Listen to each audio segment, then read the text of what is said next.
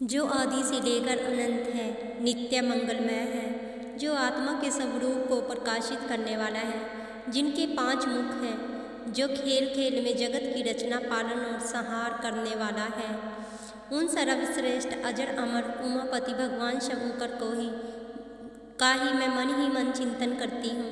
व्यास जी कहते हैं, धर्म का महान क्षेत्र जहाँ गंगा यमुना का संगम है, उस पुण्यमय प्रयाग जो ब्रह्मलोक का मार्ग है, वहाँ एक बार महातेजस्वी महाभाग महात्मा मुनियों ने विशाल यज्ञ का आयोजन किया।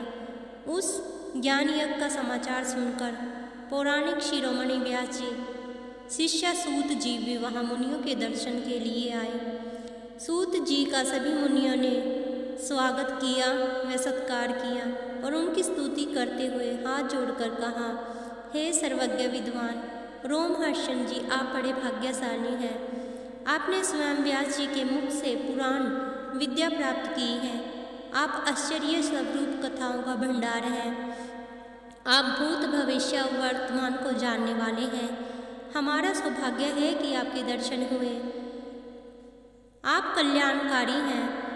उत्तम बुद्धि वाले सूत जी, यदि आपका अनुग्रह हो तो गोपनीय होने पर भी आप शुभ अशुभ तत्व का वर्णन करें, जिससे हमारी तृप्ति नहीं होती और उसे सुनने की हमारी इच्छा ऐसे ही रहती है।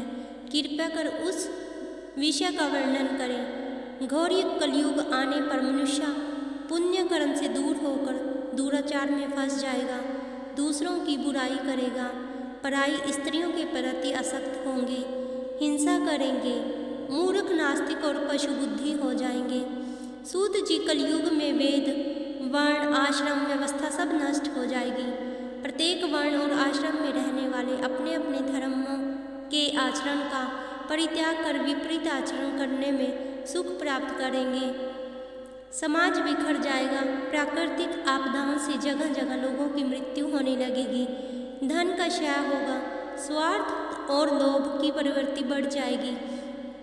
ब्राह्मण लोभी हो जाएंगे, वेद बेचकर धन प्राप्त करेंगे, मंद से मोहित होकर दूसरों को ठगेंगे, पूजा पाठ नहीं करेंगे और वे ब्रह्म ज्ञान से शून्य होंगे। क्षत्रिय अपने धर्म को त्याग कर कुसंगी, पापी और व्यभिचारी हो जाएंगे। शौर्य से रहित वे शूद्रों जैसे व्यवहार करेंगे और काम के अधीन हो जाएंगे। वैश्य धर्म से विमुख होकर संस्कार भ्रष्ट होकर गलत रास्तों पर चलने लगेंगे। धन प्राप्त करने के लिए लोग गलत चीज़ों का इस्तेमाल करेंगे। शूद्र अपना धर्म कर्म छोड़कर अच्छी वेशभूषा से सुशोभित होंगे। वे कुटिल और ईर्ष्यालु होकर अपने धर्म के प्रतिकूल हो जाएंगे। कुकर्मी वाद विवाद करने वाले होंगे। वे स्वयं को ही कुलीन मांगकर सभी धर्मों और वर्णों में विवाह करेंगे। स्त्रियां सदाचार से विमुख हो जाएंगी। वे अपने पति का अपमान करेंगी और सास ससुर से लड़ेंगी, गंदा भोजन करेंगी। उनका शील स्वभाव पर बहुत बुरा असर पड़ेगा। सूत जी, इस तरह जिनकी बुद्धि नष्ट हो गई है, जिन्होंने अपने धर्म का त्याग कर दिया है, ऐसे लोग लोक परलोक में उत्तम गति कैसे प्राप्त करेंगे? इस चिंता से हम सभी व्याकुल हैं। परोपकार के समान कोई धर्म नहीं है। इस धर्म का पालन करने वाले दूसरे को सुखी कैसे करेगा? स्वयं भी प्रसन्नता अनुभव कैसे करेगा? यदि यह भावना यदि निष्काम हो तो कर्ता का हृदय शुद्ध करते हुए परम गति कैसे प्रदान करेगा? हे महामुनि, आप समस्त सिद्धांतों के ज्ञाता हैं।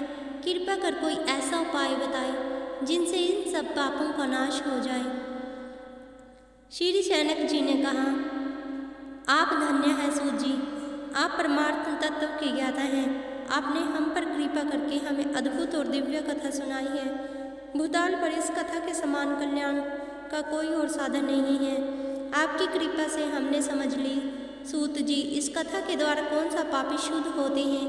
हम उन्हें कृपा पूर्वक बताकर इस जगत का भी उद्धार कीजिए।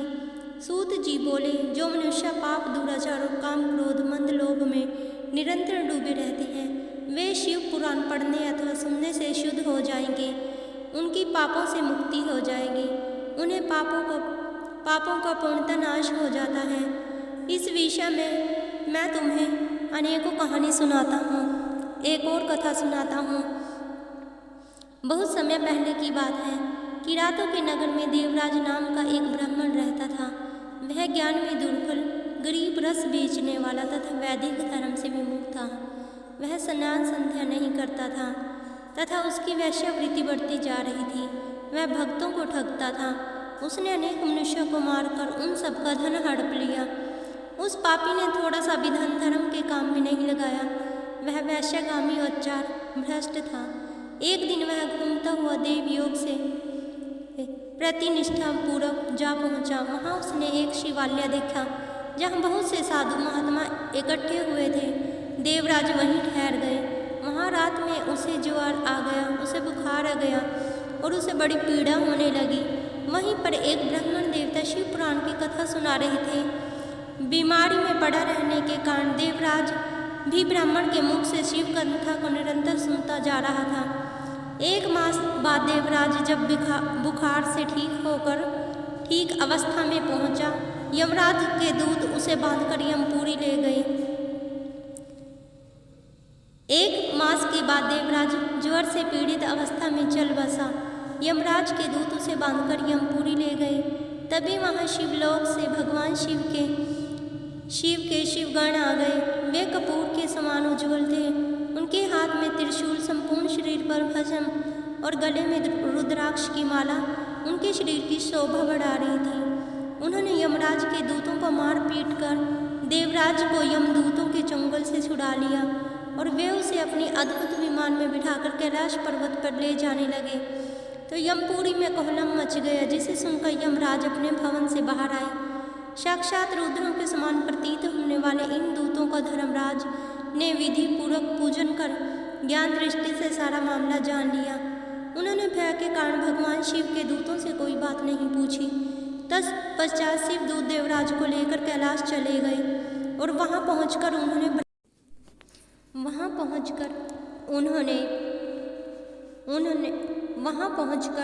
ब्राह्मण को करुणा अवतार भगवान शिव के हाथों में सौंप दिया। शौनक जी ने कहा, महाभाग सूत जी, आप सर्वज्ञ हैं। आप कृपा प्रसाद से कृतार्थ हुए। आपकी कहानी का इतिहास सुनकर मेरा मन आनंदित हो गया है। अतः भगवान शिव में प्रेम बढ़ाने वाली ऐसी ही दूसरी कथाओं का भी वर्णन कीजिए। जय शिव शंकर भगवान जी। ऐसी है महापुराण कथा। इसे सुनने मात्र से ही इंसान के सब दुखों रोगों का नष्ट हो जाता है। आज के कलयुग में बिल्कुल जैसा सूत जी ने, शौनक जी ने, महात्माओं ने बताया था कि आने वाला कलयुग कैसा होगा, आज वैसा ही कलयुग है। आज आपके सिर्फ शिव पुराण सुन लेने से आपके दुख दर्दों का निवारण हो सकता है। आपके सारे पाप कट जाएंगे। कृपा कर इस शिव महापुराण को जरूर सुनें। धन्यवाद।